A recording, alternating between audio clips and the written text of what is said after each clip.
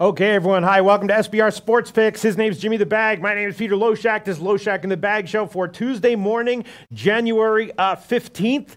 Jimmy the Bag, yesterday was certainly an interesting game, particularly in NHL. A lot of things that caught us by surprise, right?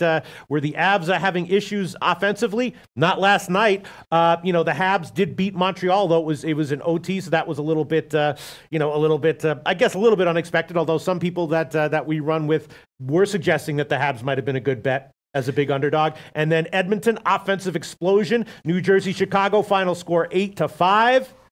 I would say that in NHL, there was more unexpected results than anywhere else, right? It was a rough night for me in NHL. Delia, not to be trusted. We talked some of the things. Frederik Andersen, should he have been trusted on his first game back? Obviously not. Shout out to Brooks. Yeah. Brooksy, like the Habs, like the under there. I know you like the under.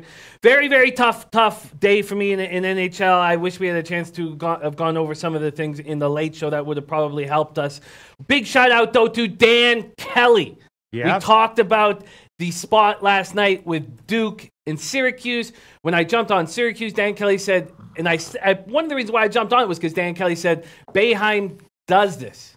He does this. Yes. This is a situation that he does where they his teams mail it in because they have a look-ahead spot, then they step up. And Dan Kelly said, as soon as I find a money line, I'm going to jump on to a 14-1. I don't know if there's a better capper on the hard court than our man Dan Kelly. So shout out to you, Dan, and shout out to everybody joining us. Ringer Ring, Smooth, Godwin, Zane Grant, Abba 78, John Blythe, Zane Grant, I already said it. Kobe Valentine, sick at home today, but still giving out plays for us. Thank you, Kobe. Virginia Tech +8 and Moneyline. Marquette -2.5 and Ole Miss -4 as NHL plays are Anaheim, Vegas, Pittsburgh. I found this NHL slot very, very difficult. And Eric Nisbet, Jaquan Foster, great group. Before we do that, we have a couple things to announce. One, tomorrow, with UWager, combined with UWager, we have the big poker tournament free roll cash up for grabs. Also, $100 bounties on all of our heads. So please check that out. Also, if you're an SBR Pro user and you're using bet points, you can bet on which one of the SBR personalities will be first eliminated, who will last the longest. A lot of fun. We'll be live casting the whole poker tournament. Also, we have the Betcast, the Super Bowl Betcast. And all you have to do, if you want to come with us and party your asses off with us, all you have to do is submit a video. The first 75 videos are going into the bingo type ball sort of situation. That you need to add both hashtags SBR and Betcast to your video so we can track the submission. And one more thing, we are 11 days away from the richest horse race in the world, the Pegasus World Cup. It is not this Saturday, but next Saturday. I will be hitting that whole card very hard, and we are doing a Beat the Bag competition. I will be putting the link here during the show today, but a Beat the Bag competition, money up for grabs, $100 to the winner, free competition, and 200 bet points if you beat the bag. So that's what's going up. Right. And I do have a mug here, official Betcast, betonline.ag. I don't know if you can see that, but this will remind you the entire show. In the meantime, I am copying and pasting comments here for possible betting value today. Although I'm just seeing a lot of people talking about yesterday. Jeremy Miller, Rockets -6, told you. People talking about the Maryland game. They did cash 3.5, although that was very close. And let me see. Anything else that's caught your eye? Dan Kelly says I put all my points on King Rail in the SBR book to win -105 in his matchup with Big Man on campus. Really exciting stuff that they're going head-to-head. I can't wait to watch how that unfolds. Ron Lawson says, King's Court saved me from a bad night in college basketball. God, I can't wait. So we have some exciting stuff. So on our late show today, we are going to spend, because we have this huge NHL card, but on the late show, we're just going to spend 15 minutes on it. As soon as we're done that, we have Ski Profit joining us for the next 15 minutes. And then for the final half an hour, Maxwell Smart will be joining us to break down college basketball. So we got 15 minutes to Ski Profit to break down 6 games. We're going to have to fire questions at him fast. And then we have Maxwell Smart to finish it off. It's going to be a great show. Yeah, and a lot of ranked teams playing tonight in college basketball. I don't know how, there's a lot of interesting matchups tonight, including Virginia Tech. That's always a fascinating matchup, and we'll talk about that and we know that Kobe is already on Virginia Tech +8 in the money line. Is he really? Yeah, because Virginia Tech, usually there's one game where Virginia just absolutely blows them out, and then Virginia Tech comes back and surprises. Maybe this year it'll be the opposite. Virginia Tech will be good in the first game, and then in the second game they will get blown out. But I guess, all right, do you want to jump into NHL? Why not? Massive card. All right, let's start Jimmy the Bag. And by the way, Dan Kelly's saying, just before we get rolling, so if no one else else enters the Betcast contest, do I automatically win it? I did watch your video. Wow, it was hilarious, Dan. Nice to get to hear his voice, you know? Absolutely. Hear his voice and see his face in the snowy upstate New York, close to Saratoga, where we will meet in the summer, Dan, and hammer horses together. But it was great to see your video. All right, so looking over this card, Jimmy the Bag, there's obviously the San Jose-Pittsburgh game. We'll talk about that in a little bit. Let's look for maybe some low-hanging fruit. I don't know. Anaheim can't buy a win. Let's start with this one. Detroit is not great either, but off an extra day of rest, is Detroit at the current line maybe worth a shot? At minus 130, maybe not, but let me see what we're getting right now for Detroit. It's just, minus 106, 110. Should Detroit not be a little bit of a bigger favorite here? I know Anaheim made a trade, and that might give them some kind of spark, but they're still a team that just has trouble scoring, just has trouble getting wins, and are they an auto fade here?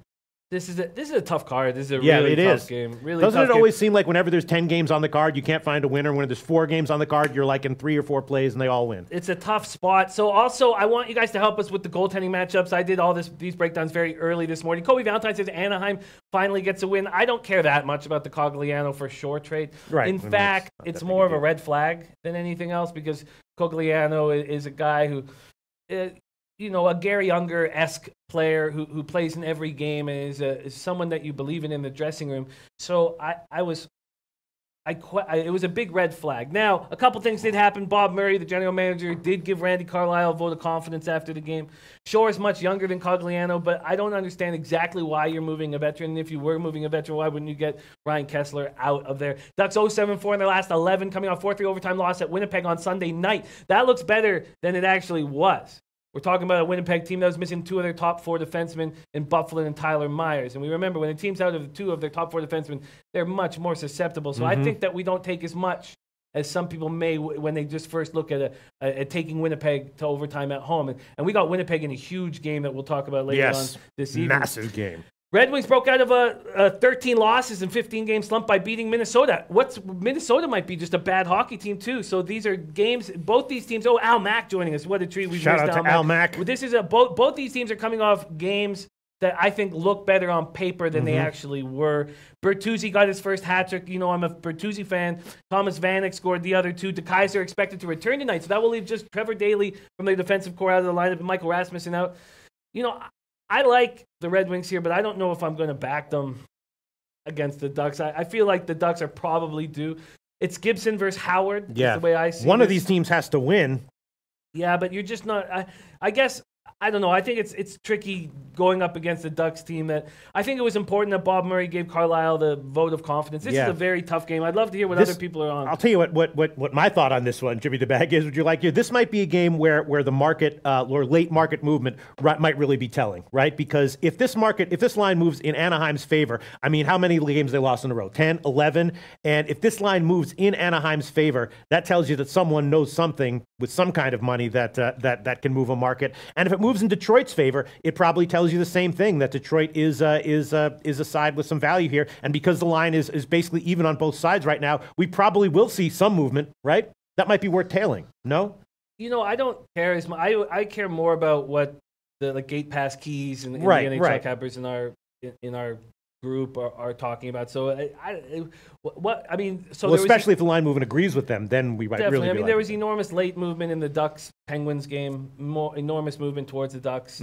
Ducks went up to a 3-0 lead, and all those guys felt like they were geniuses. And then Pittsburgh scored 7 of the next 8 goals to win the game 7-4. Mr. Gokster says, I agree, Pete, late line move should tell us because it's in this game, you know what I mean? All right, let's move on to another game. We'll see what the late line movement is in the late show. Let's talk about Florida-Montreal, right? Shout out to everyone who suggested that Montreal might be a good play last night. Obviously, it went to OT, but with the underdog line, it probably was. Now, though, Florida, the Habs just are bad on the power play, right? Is that fluky or is that for real? Oh, they're the worst power play team in the league, and they don't have that sniper. I mean, they have Shea Weber, at the point, but he's not really the kind of sniper that you really want at the top of the circle. You'd rather have him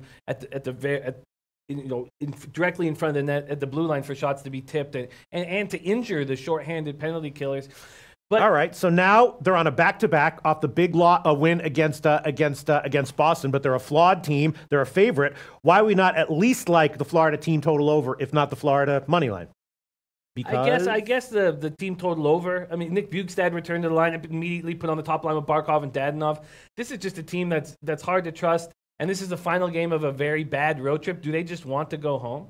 Because they certainly looked that way in that 5-1 loss at Vancouver. The Habs are on the second half of his back-to-back. They look great. Carey Price was excellent, making 41 saves. Shaw still out with a concussion.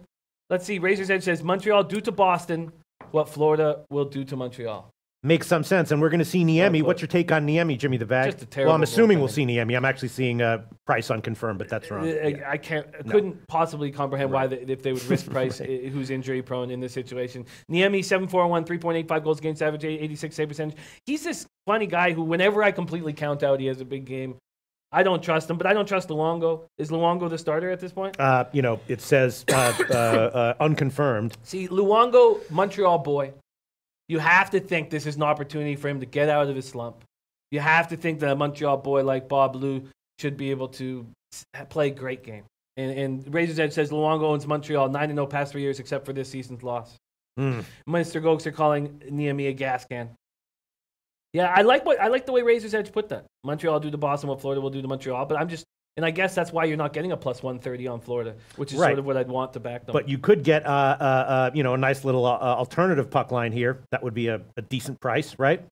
You could, but I'm not gonna trust the Panthers on the last game of this road trip. They've given us no reason to believe in them. Mm-hmm. We already know that Hoffman is a character, has character issues. We already know that from him being booted out of Ottawa.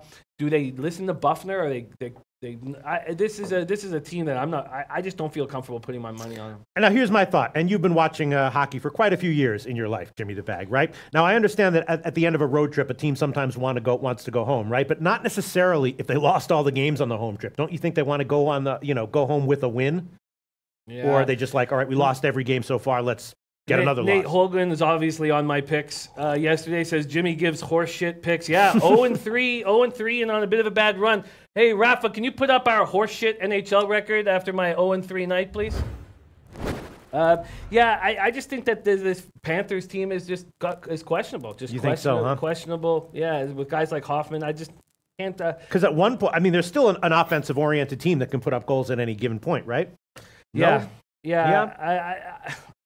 What are the Habs going to do on the second half of Bag? What Mr. Gokster agrees. I'm not going to put my money on the Panthers here. All right, it is a tough card. Let's talk about another game, St. Louis and the Islanders. St. Louis is rolling. They are on a back-to-back. The Islanders are playing great as well. They're off a big win against Tampa Bay, and I'm not sure if I'd want to take the Islanders at this big of a line, but I was thinking about the under, right? Lehner's been good. The Islanders, of course, have been winning and doing it with excellent defense, right? Correct me if I'm wrong, right? Excellent defense. Yeah, that is an enormous win over the Lightning. 5-1. Right. Very impressive. And of course, we know what St. Louis has been doing, and let's see who's going to be. Binnington is supposed to be in goal, right? Well, yeah, everybody's expecting Binnington in goal here because these Blues are on the second half of a back-to-back. Lehner's been great. The Islanders, right? Why would we not like the under here?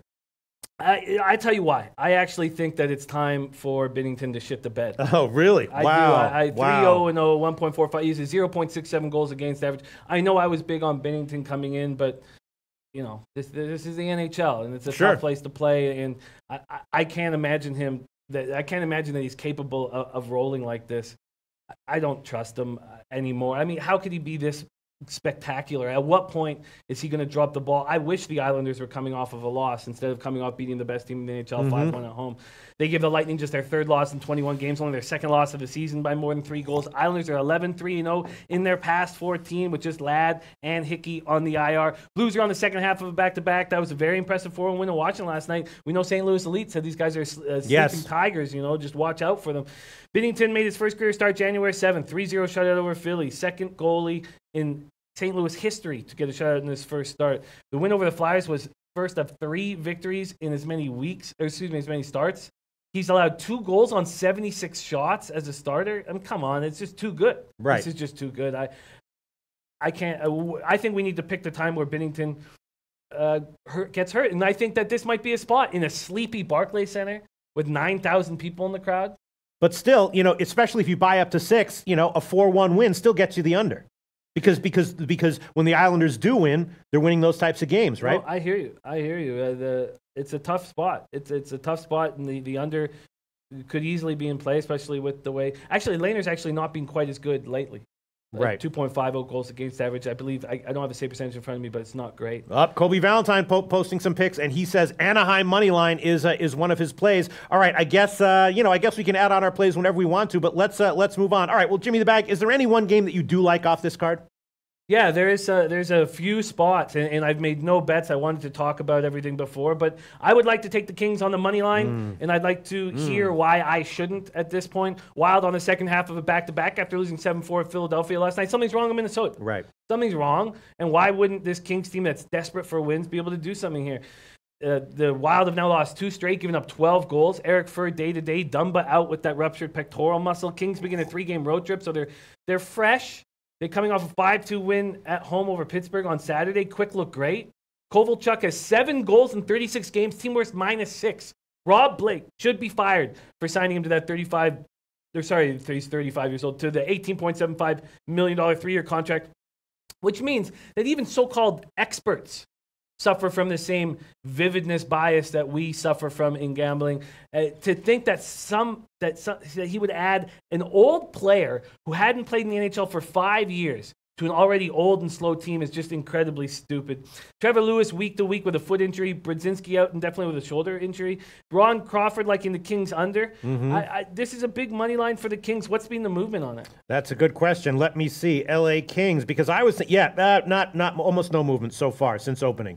The problem is just, the Kings can win you a game here and there. Of course, they're coming off the great win against Pittsburgh, but they also can have an offense that just can't produce ever in 2/3 of their games, I would say, right? Maybe 2/3 of their games are scoring 2 or 1 or 0 goals. Not to be trusted, but for me, at this line, the beating Pittsburgh 5-2, Pittsburgh 1-6. I know Pittsburgh was on 7 straight road games, I believe, going into that. I know Pittsburgh was on the second half of a back-to-back, but why not get on the road and feel good about yourself? Yeah, give me the Kings money line right now. You want it. And what about the under then? What about the under? What about the Minnesota team total under? I don't know. What is it, 5.5? Yeah, but it opened at 5.5. Now it's gotten bet down. So we're seeing one of these old school NHL lines at Pinnacle under 5.5 -119. Al Max saying Kings have looked deadly lately. I guess that my concern is that the money line isn't moving quickly in the Kings' favor. Not yet, though. We'll see. The best line we can give you right now would be at 5 dimes, would be plus 155. You want that one? I do. All right, LA money line plus 155. I'd be leaning that way as well. And also, maybe a shot with the first period, because you remember yesterday, people were talking about how Minnesota has not been a good first period team. I took them on the first period yesterday, got bailed out because it was a push. But maybe LA at a nice little underdog line might be worth a play as well on the first period, right? I think they come out fast. Right. I think they jump all over the Wild. Absolutely. All right, I'm going to think about this. I might throw on a first period play. Let's see what else. All right, Tampa Bay, Dallas, right? Tampa Bay off a loss. Juggernaut team off a loss. Do they roll here? Dallas is better rested, obviously, but Dallas is a very vulnerable team, right? They're just very beatable. And Tampa Bay off a loss. Is this a no-brainer play on Tampa Bay? Yeah, I'd need to know about Victor Hedman. He left Sunday's game because of an upper body injury. I feel like the under 6.5 is in play, and I think I'll jump on it now, even if Hedman's out, because I figure they have to play more conservative without Hedman. Other than Hedman, this is a healthy squad. The Stars just picked up Andrew Cogliano. He should help in the dressing room, but I'm concerned that why exactly. I would love to know why exactly the Ducks wanted to get rid of him from that dressing room. Yeah. Stars have scored just 6 goals in their last 4 games, scored 2 or fewer in 10 of their last 13 games. Jamie Benn's getting paid $13 million this year, 33 points in 45 games, 3 points in his last 9 games, called out by the CEO. Couldn't give a fuck. This guy doesn't care what anybody else has to say. He's just happy that he gets to cash these giant checks. What a bum. Stars are as healthy as they've been all season. No excuse for their poor play. Tampa coming off that 5-1 loss, which you said. Hedman collided with an official in this game. In that last game, he was not able to return. He had just 7 minutes and 58 minutes of ice time prior to his exit, so maybe he was hurt actually going in. Hedman did not have to go through concussion protocol, so that's something. I think that Kyle Fergus in the house. Much love. Love seeing Kyle Fergus. Al Max saying Tampa is going to be a very, very angry team after loss to the Islanders. Right. Stars are terrible. Sorry, excuse for a hockey team. It seems like a no-brainer play on Tampa Bay. So why aren't we all on it? It does seem like a play. I guess I find the under 6.5 a little better. These are big road favorites. Armand Jasani likes the Bolts minus 1.5, 1.5. Excuse me. What would you get on the money line for Lightning? For the Lightning, it's like 140 or something. Not crazy. Well, now it's gotten up. 145. I'm not going to back this Lightning team without Hedman early. Right. I think Lightning are a great team. They'll be fine without Hedman short term.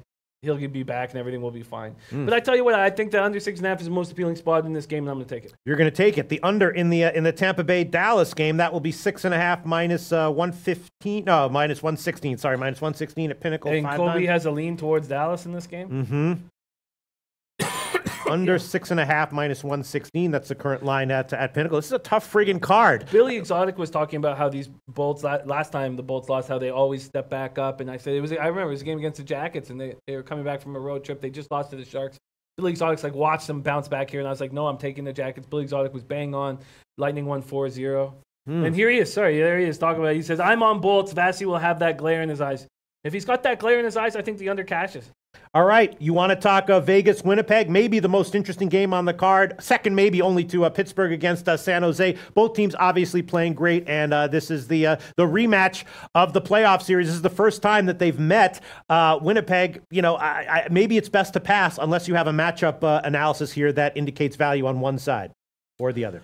This is another spot I'm going to jump on the under 6.5. Winnipeg gets a shot at these Knights for the first time since they were eliminated in the conference final last season. Andrew Kopp said, I think you've got to take it a little bit personally and try to right a few wrong. Jets are coming off 4-3 overtime win at home over the Ducks. We talked about that. Two of their top four defensemen out of the lineup. Tyler Myers could be back tonight, maybe back tonight, and I expect them to be back tonight. Wow, when I looked at this game, it was 6. It's actually gotten bet up. Yeah, it's 6.5. Wow. Yeah, that's why I'm jumping on it. Vegas 8-1-1 in its last 10 games, dealing with injuries. First line winger Riley Smith, third line center Eric Howla, fourth line winger William Carrier, top pair defenseman Colin Miller are all out. I am jumping on the under 6.5. Damn, look at that. That now will be minus 110 would be the best line. That line is headed up. I wonder why. Why do you think it would be headed up? Well, I guess that without Bufflin and Tyler Myers, I mean, if both of them are out? I mean, what's Bufflin 7 feet with skates on? Myers is 6'11" with skates on. I mean, these are two big bodies that are going to be out of the front of the net. I just see this being an extremely intense tight game, right? An intense, tight game. Wow, I might join you on that one. I'm just a little bit surprised. I was leaning under when it was 6, and now that I'm seeing 6.5, I'm just gonna think for a few seconds here, scratching my head just a little bit. All right, you want to move on to Pittsburgh, San Jose, the second most, or maybe the first most fascinating game on the card. San Jose obviously awesome at home, but Pittsburgh is going to be tough. Again, this is another one.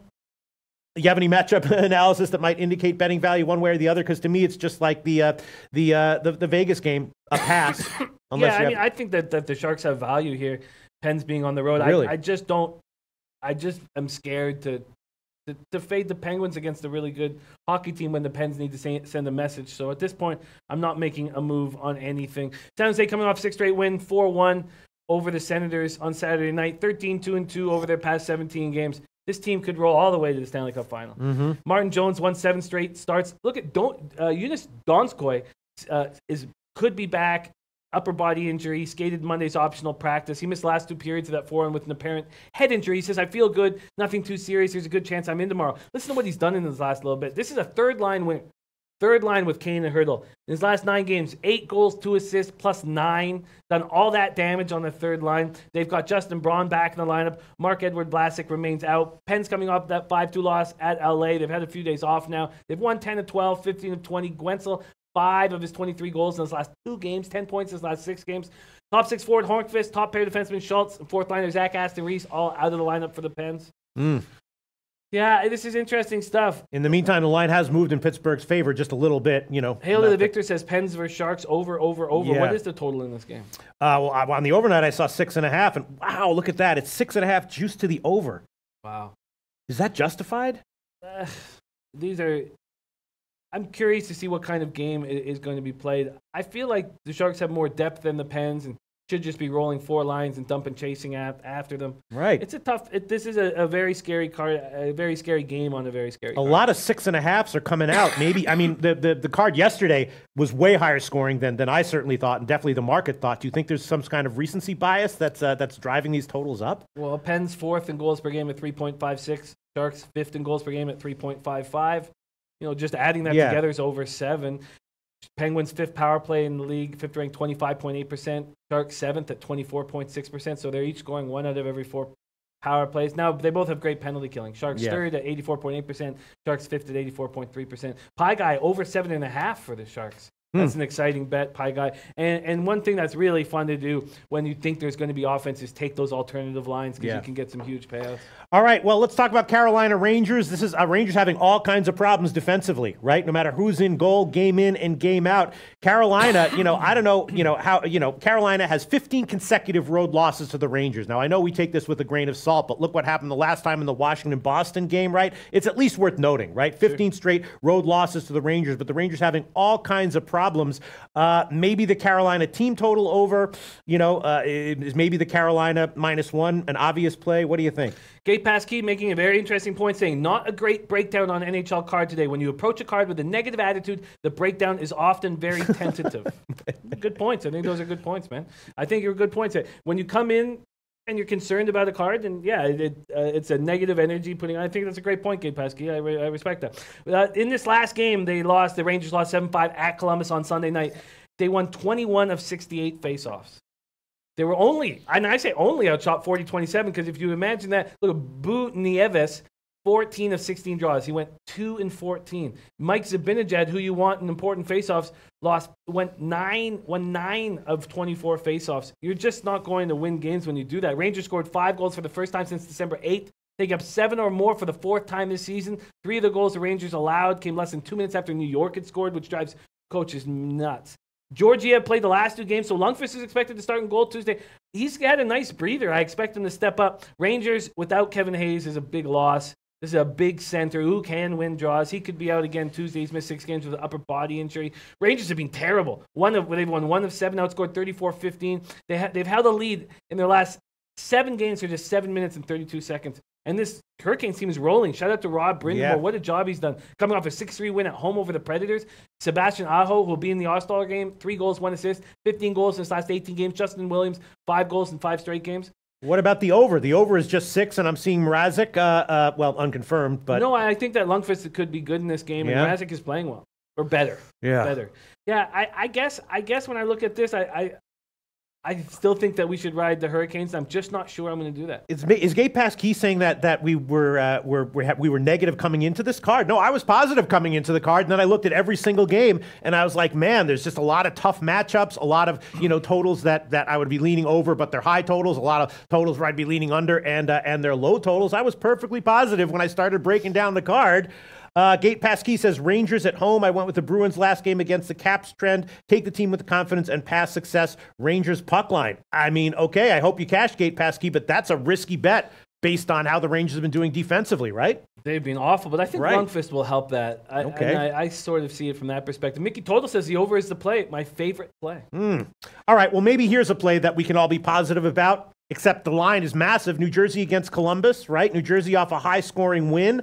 Maybe Columbus is just a no-brainer play here, except you got to lay -200. Let's say what you got to lay. 180. Is Bobrovsky in goal, and should we trust him? I was assuming that Bobrovsky was going to be. No, Korpisalo confirmed. All right, there you go. Korpisalo confirmed. I guess I like that better, whatever the hell's going on with Bobrovsky right now. Devils on the second half of back-to-back, as you said, 8-5 win last night.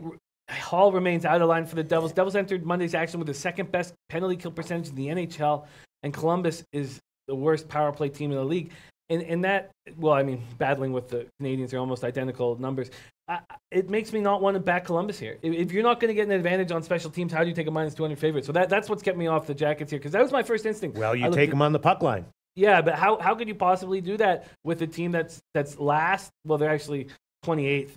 In power play with 14.1%. But going up against the second best penalty killer, if you don't have that advantage, it's very difficult for me to pull the trigger here.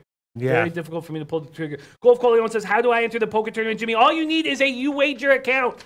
A UWager. You don't need to put money in it. Just need to open up a UWager account. and we're going to rock. It's going to be great. The $100 bounties is a free roll. $100 bounties on all our heads. $500 for the winner. It's going to be a very, very exciting game. Almac says Korpisalo is much better. Yeah, I'm an inch away from taking Columbus -1, which would be my first play of the card and wouldn't be that huge of a favorite. All right, what did we not get to? Washington, Nashville, another tough one, right? Washington's on a back-to-back. They lost at St. Louis. Nashville returns from the long trip. Nashville's more rested. Both teams on 2-game losing streaks. I guess at the line I'd be leaning Washington, but I don't want to bet them here, right? Capitals on the second half of a back-to-back. That was a very disappointing home loss, 4-1, coming on the heels of another disappointing home loss on Saturday night to Columbus, 2-1. Holtby poked in the eye in that Saturday night game, so we're expecting he'll be back in the lineup tonight. Washington's a healthy group, no excuses. They're missing Christian Juice out of the lineup, bottom pair defenseman.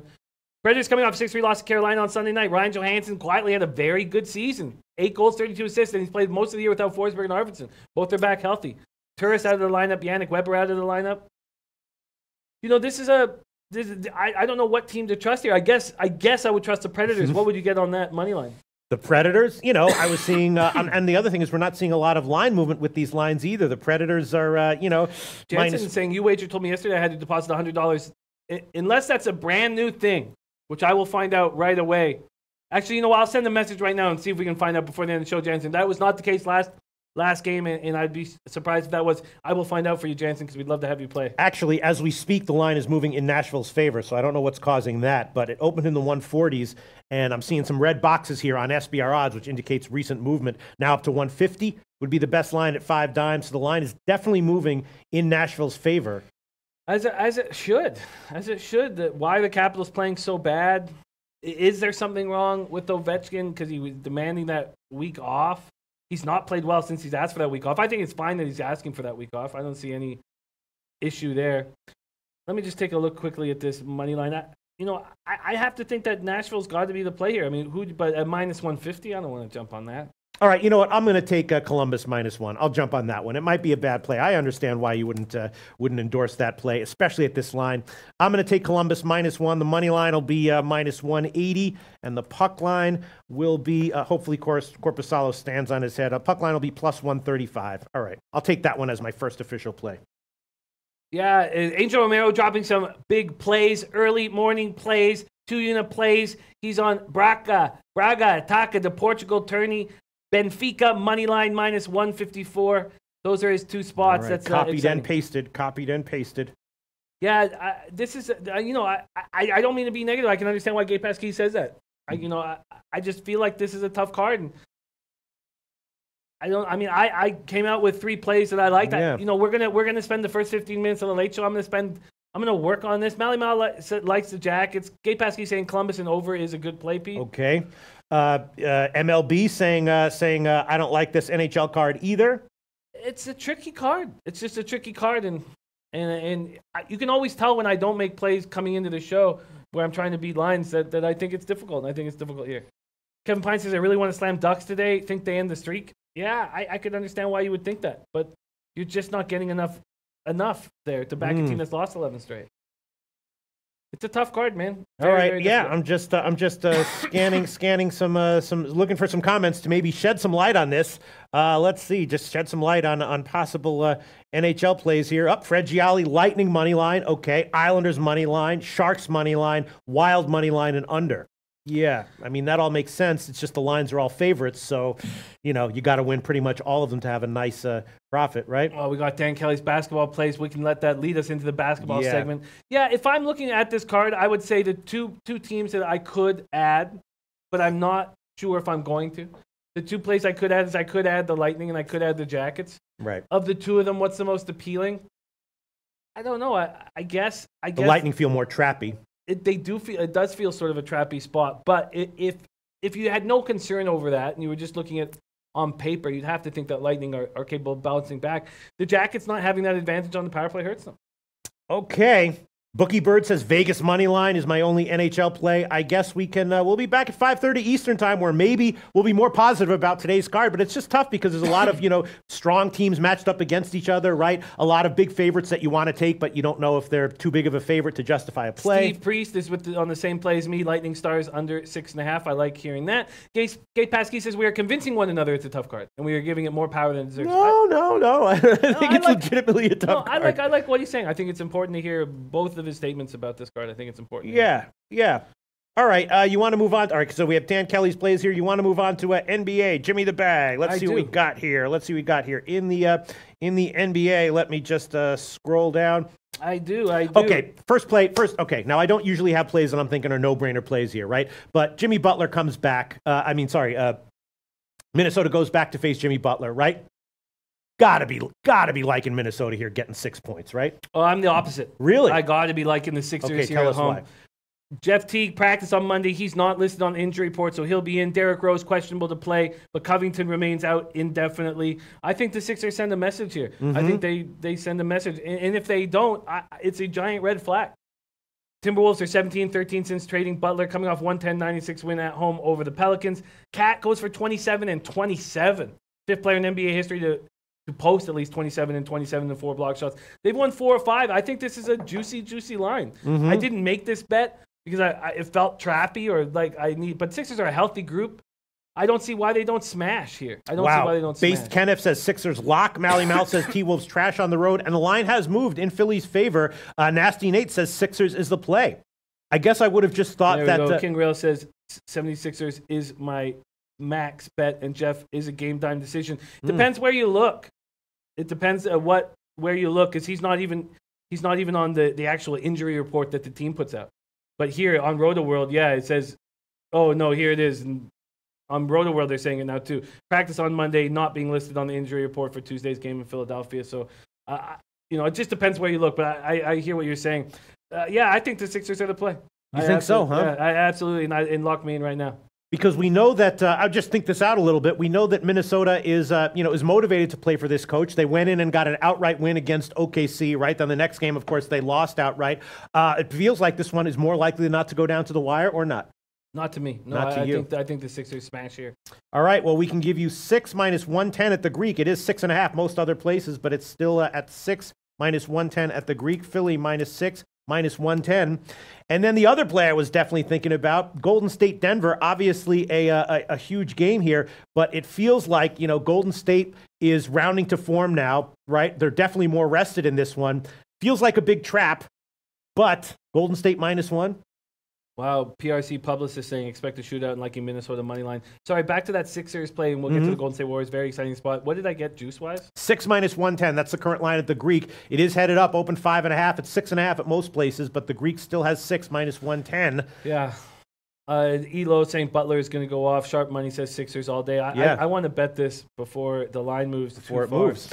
Full game Minnesota team total over is Dan Kelly's spot. 212 full game.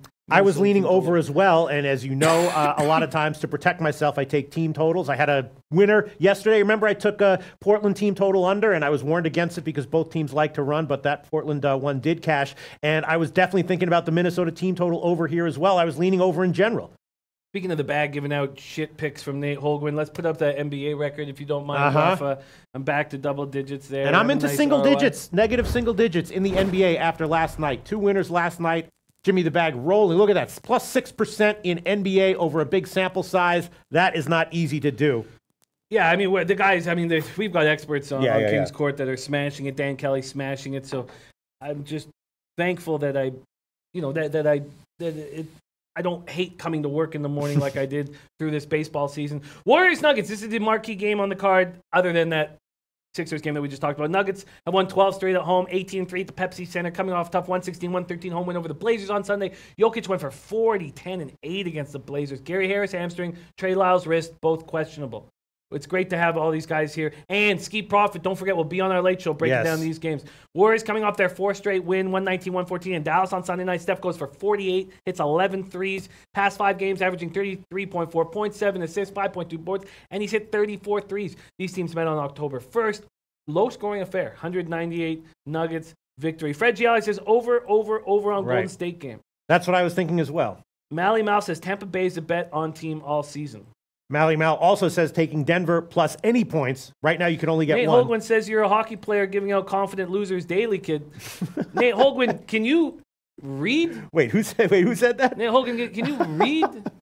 Have you seen my record since I came down here? Yeah, I mean, maybe. What is it that you don't understand? Are numbers difficult for you to understand? I mean, he might be giving out losers somewhere else, but on this show, win is. I'm giving out losers. More losers than winners, but I have a plus 152 average line. Hey, Hogan, I don't want to waste time on fucking idiots. But what is it that you don't understand about my record? Can you please just tell me what you don't understand? Point is just, it's not true. Can you put that NHL record back? Yeah, no, let's put up. Nate, tell me, what don't you fucking understand about this? Is it because I'm 121 and 164 and you don't know a goddamn thing about gambling? Might be the plus signs. He might not know what a plus sign means. Do you know what a plus sign means, Nate? Is that what's confusing you here? All right. So, what a fucking dick sucker. Jay Money getting back saying revenge for the Warriors. Alex Everly says, I love the bag. There you go. Jay Money says revenge for the Warriors. I might be leaning a little bit more strongly to the Warriors team total over than the Warriors minus the points. Mally Mal likes Denver plus the points, but I'm definitely leaning over in this one. Yeah, let's go back to what's been the movement on the total. On which Warriors one? Nuggets. On Warriors Nuggets. Nate Hogan, I see more losses. Yes. yes. God damn. You got to factor in the lines. That's okay. That's okay. Jesus Christ. Okay. So in the Golden State game, almost no movement on the total. And what's the number at? 227.5, 228. Yeah, I mean, you have to. I guess first we need to find out about Gary Harris and Trey Lyles. I expect them to want to be involved in this game. I expect them to want to play here. And but I'm going to wait to hear about that. And what does Dan have anything on this? On this one? Let's check. Dan Kelly. Full game Golden State team total under 114.5. Full game Golden State team total under. Wow. The Golden State team total under. See, I was thinking team total over, and that tells me that maybe team total under might be an even better play there than Dan Kelly initially thought. And sorry, can we go back to what the total movement's been on that Sixers game? Yeah, weird slight line movement to the under. Now, that's just the initial movement, but acknowledge it, right? Yeah. Like just in the same way that Nate Holguin has to acknowledge a positive record in Jimmy the Bag and mine's NHL picks, we have to acknowledge the slight movement to the under here, Minnesota-Philly. I was leaning over. Dan Kelly likes the Minnesota team total over. Yeah, I think that's a nice read. And I have to think that if that goes over, then the full game goes over easily. Right. I was thinking about the over. I guess I'm going to wait on some movement here. And we have Ski Profit joining us, which is absolutely great. Speaking of which, now that we've seen Dan Kelly on video, let's get Dan Kelly on our show. Yeah, absolutely. Dan, would you be interested to come on our show? We'd love to have you break some things down for us. Suns, Pacers, another interesting spot. Yeah. Suns coming off their best win of the season, 102-93 at home over the Nuggets without Booker in the line. And look, Jeremy Miller under on Philly game. Jeremy Miller under on Philly game. Interesting. Very, very interesting. Booker has missed the past 3 games with a bad back. He may be unavailable all week. They've gone 3-7 in the game immediately following the previous 10 wins. And that really doesn't fully make sense, because that stat, because they've actually, 3 of those came in a row. 3 of those came in a row. So, in 1 week. So really, they have a terrible, terrible record. Shout out to Shadow. Glad I made it. Can feel the love and positivity.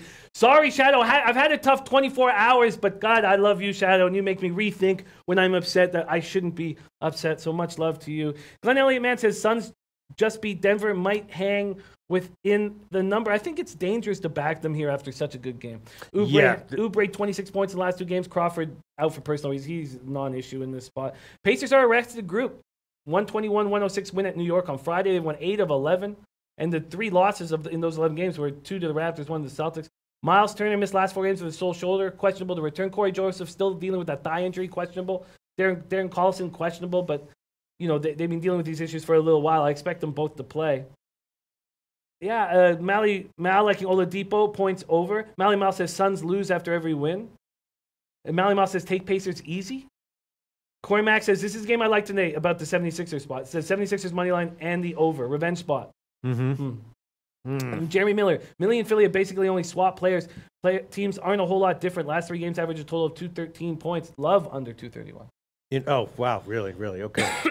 See, I was looking at this Phoenix Pacers game. Who did you say you were leaning towards? No, but I mean, it's hard to back. I don't want to back this Suns team right now.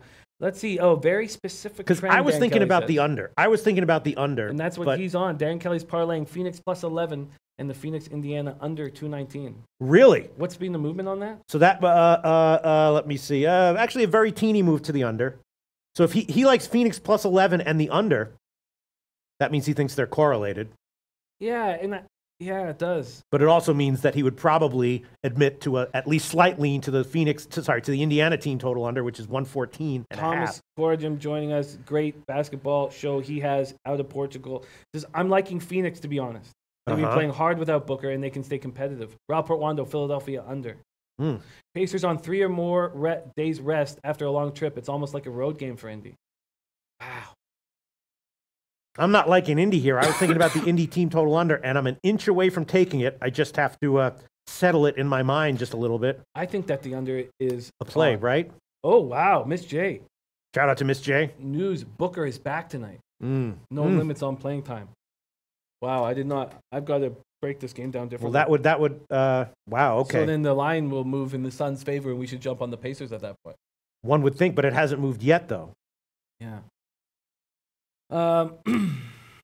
Not much left of my man's shadow.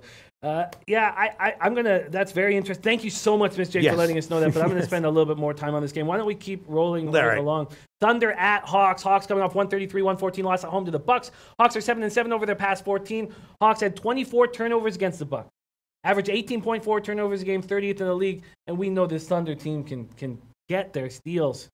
Dan Kelly says that. Sorry, didn't mean to cut you off. Dan Kelly says that is in my plays, Pete. Indiana team total under. That's where I was leaning. All right, I'm gonna take that one. It's gonna be 114.5 minus 105. That's the current line at Pinnacle. I'll take that one. Indiana team total under 114.5 minus 105. Go ahead. Sorry. Wow. By Direct Sports capped the Philly game at minus 1.5. There's too many points. Wow, interesting. Hawks got Taurean Prince back after he missed 18 games with an ankle injury. He's on restricted minutes, 7 points in 11 minutes against the Bucks. Bazemore Reigns out with an ankle injury. Dedmon sat out last game with ongoing ankle problem. Jeremy Lin biceps and John Collins left ankle are probable. This is a team that's sort of beat up. And Thunder snapped their 3-game losing streak with a win over the Spurs. Just Schroeder playing against, in Atlanta against his old team. He's been playing bad so far in 2019, but he's coming off a game where he got all 19 points in the second half. Schroeder averaging 15.3 points, 4.4 assists, 3.7 boards. Should be amped to play his old team. Thunder playing without Abrinas, who's now missed 7 games due to personal reasons. Noel dealing with a concussion. Yeah, and Dan Kelly says, I noticed I typed it wrong, so he is on the Indiana team total under. Elo says, I'm taking Phoenix too much for Indy to cover. This is, I guess, I feel like the Thunder could send a message, but I hate backing them as road favorites. It's just nothing. It's just not being positive. And I should shout out Golden Foxy Gaming. Shout out to Golden Foxy Gaming. Golden Gold said, I missed that note earlier. Was a little angry at Nate Holguin. And I apologize for missing you, Golden. So let me ask you this, Jimmy the Bag. What's up with these OKC totals? Because as you know, somewhat successfully, I was blindly thinking at least about betting every under in every OKC game. But this is a very high total that's gotten bet up. Do you have any explanation for that? I know OKC is on a very modest overrun right now. Yeah, they are. And Trae Young was rolling last game. He's got shooting problems, but he's coming off a game where he put up 28. I'm sure he's going to want to prove to everybody that he's the right guy and Schroeder is not the right guy. Take a quick look at what this is at now. 234.5 going up. Eh? That's a high total going up, which is no accident, at least as of right now. Reggie Alley said, Jimmy, I have a feeling T-Wolves will show up tonight and we'll cover the spread, kind of like T-Wolves plus 6.5. I hear that. And that was Pete's initial thing, so I would not call you off that. So you think that the spot indicates stronger motivation for Philly than Minnesota? No, I think that not having Covington in the lineup who would want to send a message, I think that who's going to send a message here? I think that the Sixers send a message and move forward. Just how I feel. All right, let's talk about a tough game that I think has J Money and Ski Profit and King Rail written all over it. Chicago against the Lakers, right? 2 bad teams. One of these teams is due for a much improved performance here. The market so far is suggesting the Lakers, right? A 6.5 point spread opener. Now it's up to 7. Again, that's no accident because the Lakers have not been doing well recently either. Do we maybe tail this line movement? I think that Zach LaVine has a big game. Thinks LaVine has a big game. Says he hasn't played in LA in a while. Remember, he had 1 year at UCLA. I expect him to step up. I think the Lakers bounce back from that disgusting loss to the Cavs on Sunday night. LeBron's now missed 10 straight, won't play. LA 3-7 since James went down. James Rondo will be out of the lineup again. Lakers came into Sunday last in NBA free throw shooting at 68.6%. They shot 59.3% from the stripe against the Cavs. They've allowed at least 32 points in the first quarter of 5 of the past 6. J Money says, I like the Lakers, but a lot of points. John Blythe likes the Hawks plus 9 in that spot against the Thunder. And there you go. Al Mack liking the under in the OKC game. And J Money liking the under in the Lakers game. Daryl Lyles leaning Bulls. Sacktown King Bulls money line. So the question is, this is game 4 of a 5-game road trip. I do think the Bulls will step up in this Lakers spot. I think Levine will step up, but I do not like, after this Lakers team was completely embarrassed, I'm hesitant. What's the lineup right now for the Lakers? 7, up from 6.5. It's a lot of points. That's a lot of points. Elo saying, no Derrick Rose, Covington on the road, both big road pieces. Jimmy Butler wants it. Thomas Gordon says, Luke Walton needs to change something in the lineup because they've been giving up too many points in the first quarter. I can't trust 7 points with the Lakers without LeBron and Rondo. I hear that. Steve Priest says, funny if Lakers lose to the Bulls after losing to the Cavs. Dan Kelly said, if you need a pleaser play tonight, it's OKC against the spread. King Rails on Bulls +7. Wow, I can't wait to have Ski Profit to help us break down. And he says Lakers trash. Theory on points, his game has overwritten all over it.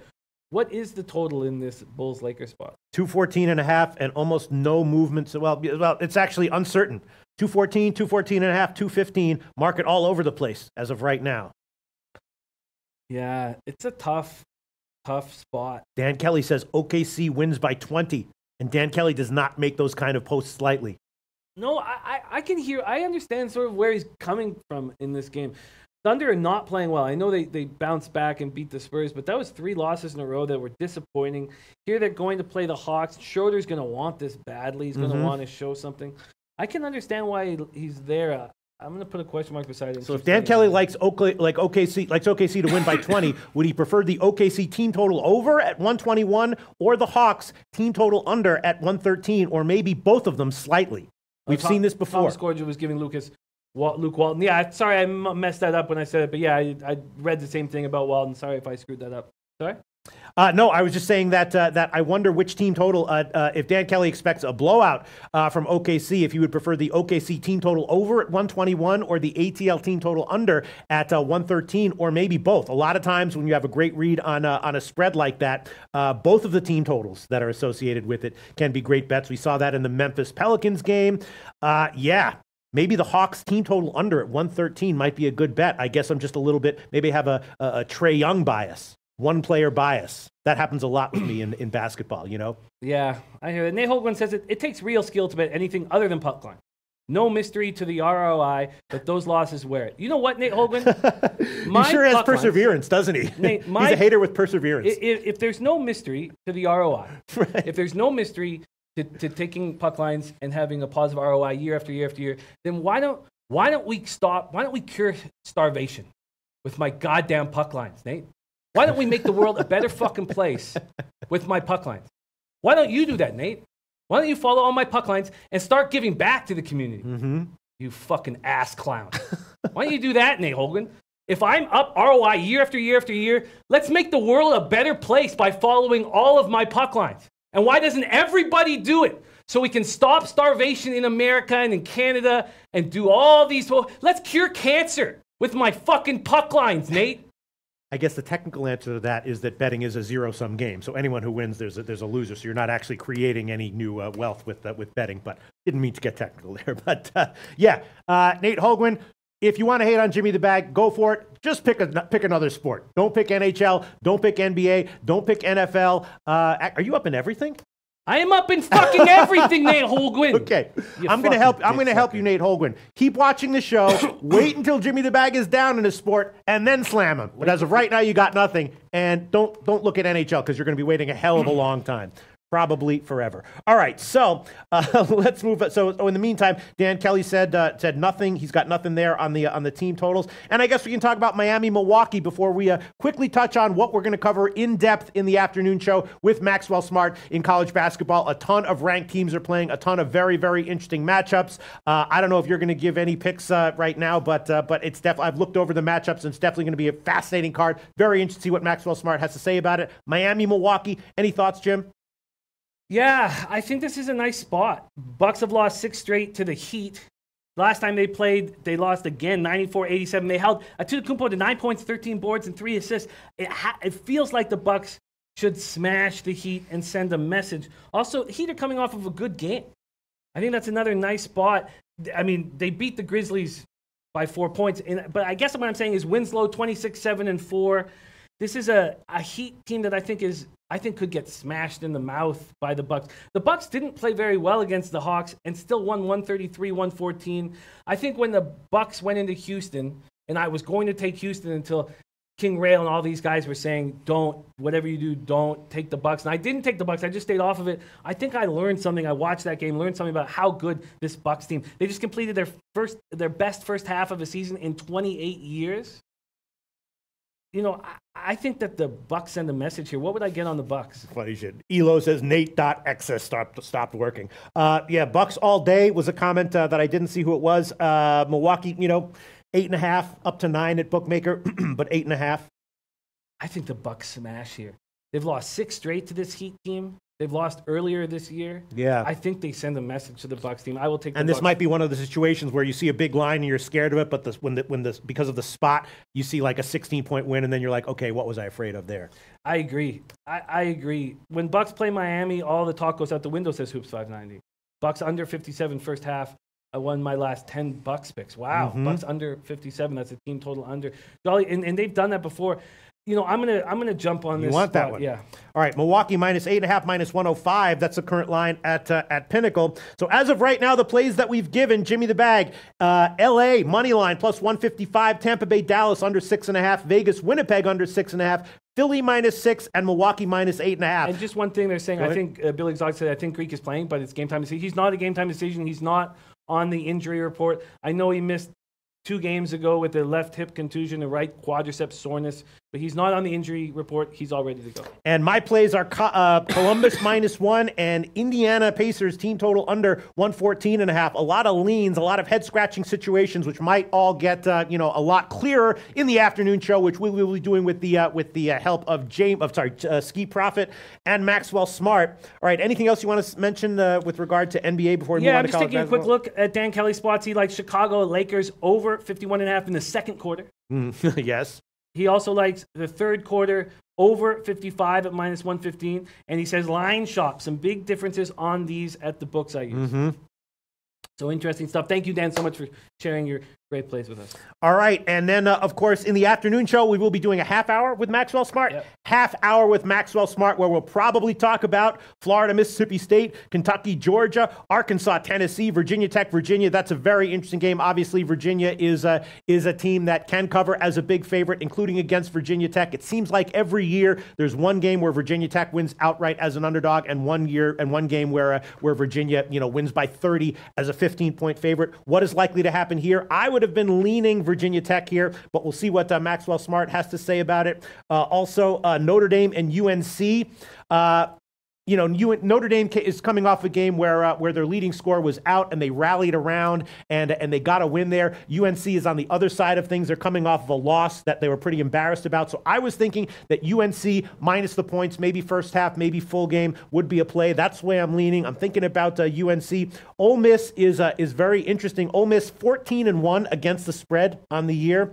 And they're at home against LSU. My first thought on this one was maybe a shot with LSU, but Ole Miss has been clearly so undervalued this year. Thinking about the over, maybe thinking about the LSU team total over. Marquette and Georgetown is very interesting. Georgetown, all kinds of issues defensively, and Marquette obviously a great offensive team. So is the over the high total there a good play?